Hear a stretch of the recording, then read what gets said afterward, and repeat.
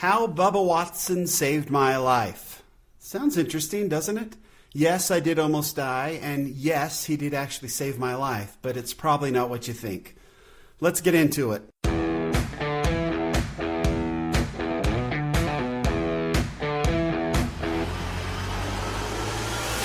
Welcome to Data Access Golf, your home for rapid golf improvement. And now, from the thin air of the Rocky Mountains, next on the number one tee, your host, Aaron Stewart. Hello again. Welcome to Data Access Golf. My name is Aaron Stewart. Happy to have you aboard.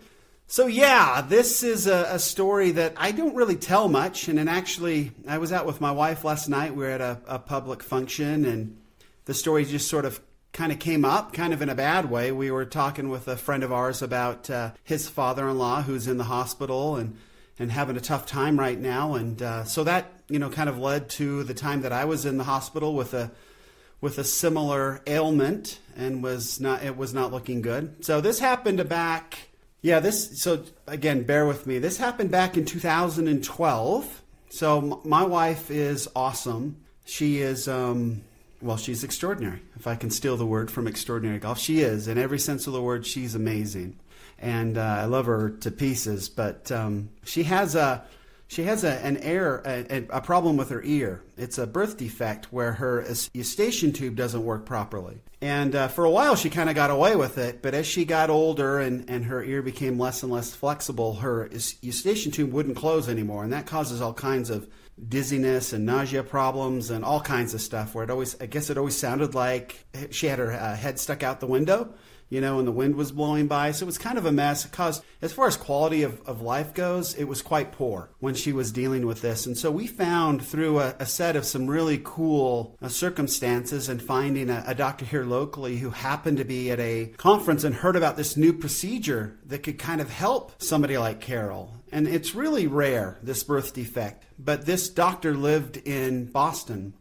And we actually don't live in Boston. We live in the state of Utah. So quite a ways for us. But we started, again, she was desperate. We all were. Nobody liked to see her in pain. And with 3 kids and stuff, it's kind of hard to be a mom that way. And so we started taking trips out to Boston. And I believe in total, I think when we sat down and tried to count it all up, I think we took 7 trips in total to Boston for, sort of pre-check to see if she was a good candidate. And then we actually had, I think it's either 4 or 5 surgeries in Boston Eye and Ear, the hospital there. I'm not a big fan of the place. I just had to spend so much time there. But I'm sure it's a great facility. It wasn't great for me to be there all that time. And traveling back and forth to Boston for this type of thing, and for my experience too, it doesn't really work very well. So the time is 2012, and we've gone back out. Let me step back. So I actually had appendicitis, a pretty bad one. They caught it in time. It was the size of varying stories, but apparently it was quite large,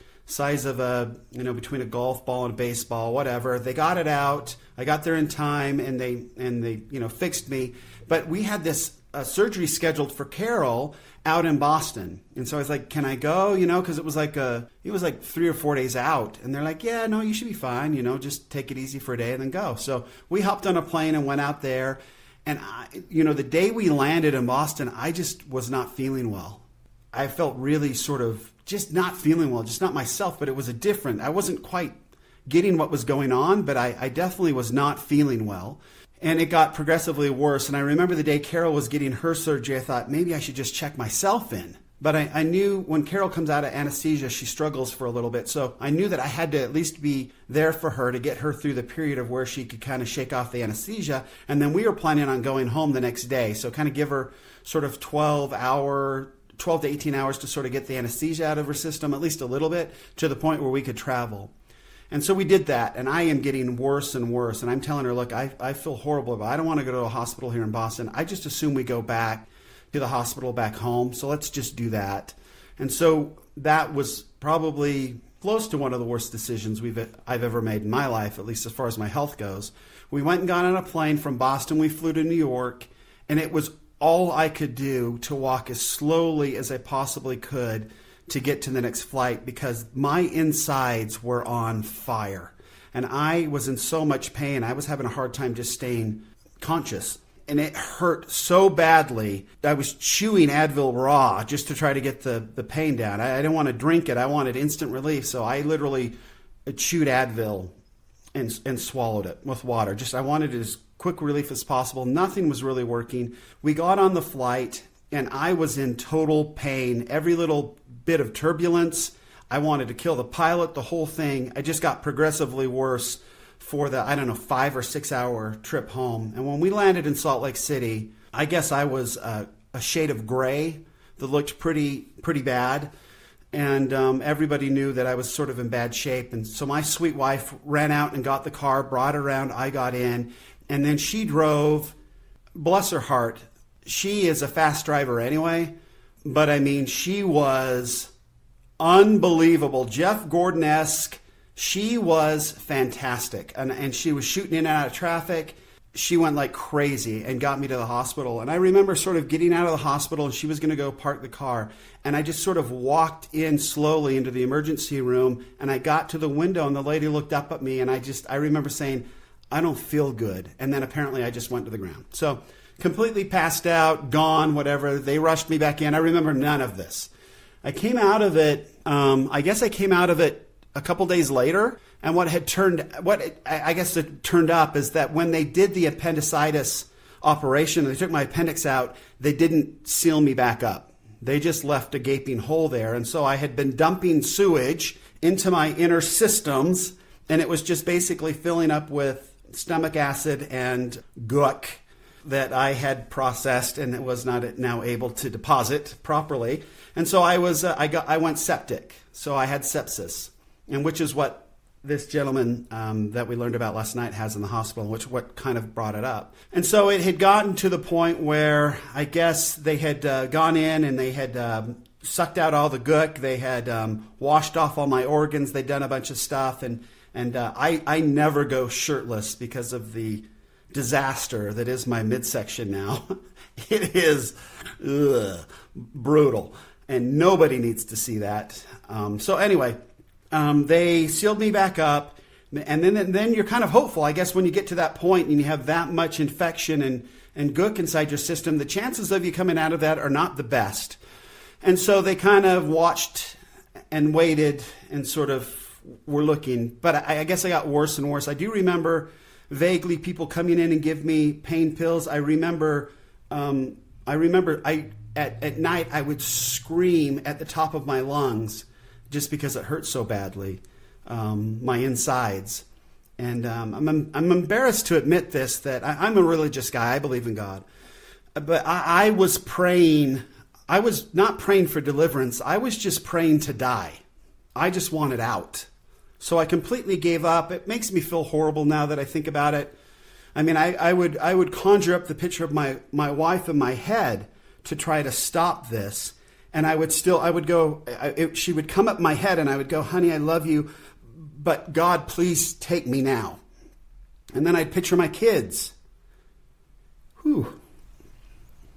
And, I'd picture my kids and I'd think, I love you guys, but I can't do it. I gotta go. Geez, wasn't expecting this. So I was in so much pain and there was nothing they could do for me. I just wanted to leave this rock and be done with it. It didn't matter what I thought about. There was nothing that could get me past the pain, there was nothing that was worth it anymore. I just wanted to go and not feel it anymore. And I don't know exactly what comes next, but I didn't care. I just wanted it to end. And so that's where I was, and that's where I was hanging out. Well, it was around this time that, fortunately for me, the Masters tournament was on, and I love the Masters. The Masters is the best tournament as far as I'm concerned. I love it, and I love watching it. And so I got in sort of the midst of all these conversations in a period of being somewhat conscious that I remember hearing that the Masters was on, and it must have been a Sunday night. So I had kind of come out of it a little bit, and I'd turned on the TV to see if I could see the Masters coming on, and I'd found it. And I'd found on the Golf Channel, or I'm not exactly sure where, maybe it was ESPN, I was completely on drugs, but I found somewhere where they said they were going to rebroadcast the whole thing. It was like 8 hours of coverage.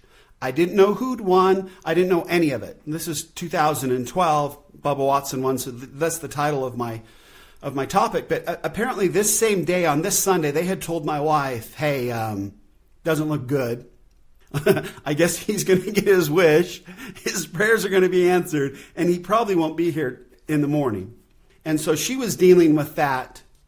Unbeknownst to me, that's not information that they were allowing me to enjoy in, right? This is not information that was making it to my ears. So that's what she's dealing with. I guess just facing the idea of being a single mom with 3 kids. But 2012 would make them our oldest, 10, 11. So that's what she has to deal with the rest of her life. And me moving on. And so she's dealing with that. And I'm dealing with pain in a drug-induced, I guess, almost coma. I mean, I am fit to be tied and tied down, frankly. And I get to the point where I see that the Masters are starting, and I'm sort of coming out of the haze. So that means that it's time for them to come in and give me a bunch more of the pain meds.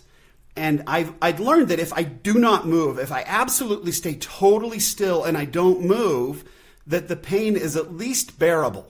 If I move, it's unbearable. So I've gotten to the point where I figured out, okay, I've positioned my bed and I've gotten to a point where I'm somewhat comfortable. And if I don't move, it doesn't hurt. It hurts, but it's not where I want to kill myself hurt. It's manageable. It's a level of pain that I've grown accustomed to handling at that point in my life. So the nurse comes in to give me stuff, and I say to her, no, I don't want any of it, because I know it's going to knock me out, and then I'm not going to be able to watch the Masters tournament. And so I chased her away, and she bickered a little bit, but I won the argument. You can't give a person drugs if they don't want it.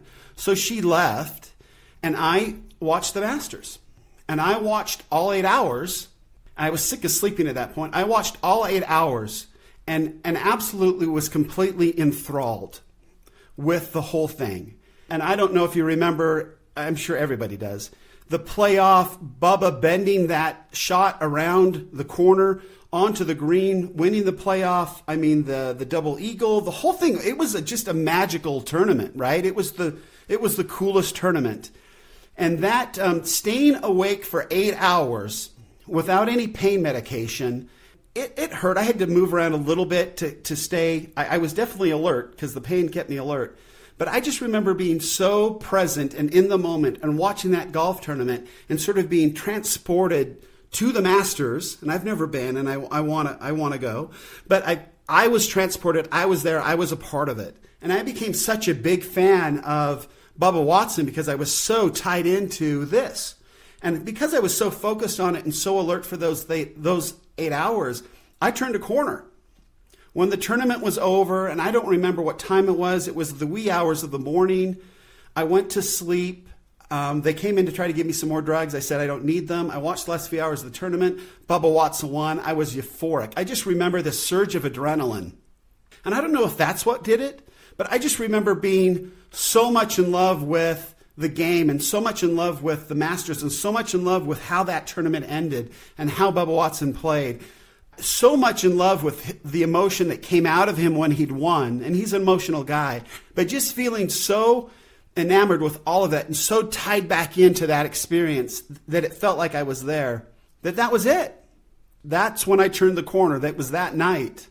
It was watching the Masters tournament. It was watching Bubba Watson win his first major. And it was being off of pain meds. And it was finding something. It was being conscious again. It was being present again that got me to the point where my body decided to fight. And I decided to fight myself. That it was worth living. That Carol and the kids were worth living for again. That the pain, that I could take the pain on and get through this, and we were going to do it.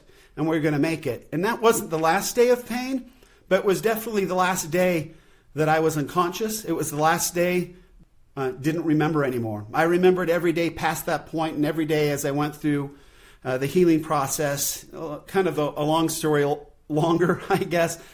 When that sort of thing happens, they actually inserted 2 clear tubes into my abdomen area, and they attached to the end of these things, these little kind of plastic balloon type things. You crush them and you hook them onto the hose, and then they act as sort of like constant suction to suck out the infection from your insides.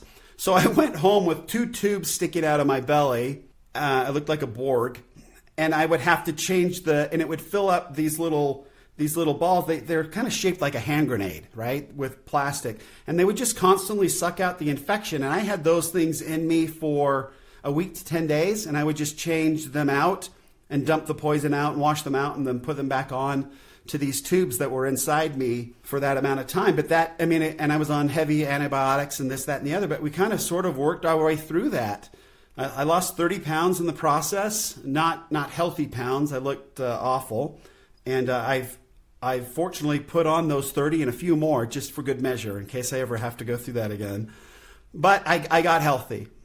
And I was so grateful. I'm still grateful. I am still grateful for the Masters tournament. Now obviously means something different to me. It's a special time of year, my birthday month, excuse me. It's also, the first major. We're kind of getting back into it. It's just a cool time. And it was just a moment for me to really reflect and tie back into golf and tie back into life and tie back into why we're alive and what we do and how we live, and to appreciate your family and your spouse, and everything about life became very real, and it stayed real for me. So I guess that's a good turning point in my life. So again, I publicly thank the Masters for saving my life, and I publicly thank Bubba Watson for playing like that and making it so exciting and keeping me to a place where I got to where life became worth living again, and all of that tied up into that. So that's kind of the story behind Bubba Watson saving my life. It's sort of a roundabout way, but yeah, I did almost die, and yeah, it was Bubba Watson and my watching him that kind of got me through it all. So golf is an amazing sport. Golf can, if we learn it the right way and if we do it the right way, it can be life-altering. It can be an experience that makes life worth living. More than that, it can be an experience. It can be an experience and an activity that makes life more worth living, right? It makes life better when golf gets better. So that's what we're all about here at Data Access Golf. So I appreciate you tuning in. I apologize for the emotion in the middle of that. I wasn't expecting that. It's been 6 years, but it's still a little raw, I guess. More raw than I thought it was. But thank you for listening. Until next time, please remember, better data means better golf. Thanks. Thanks for listening to Data Access Golf with Aaron Stewart. Check us out online at dataaccessgolf.com, and we'll see you on the next episode.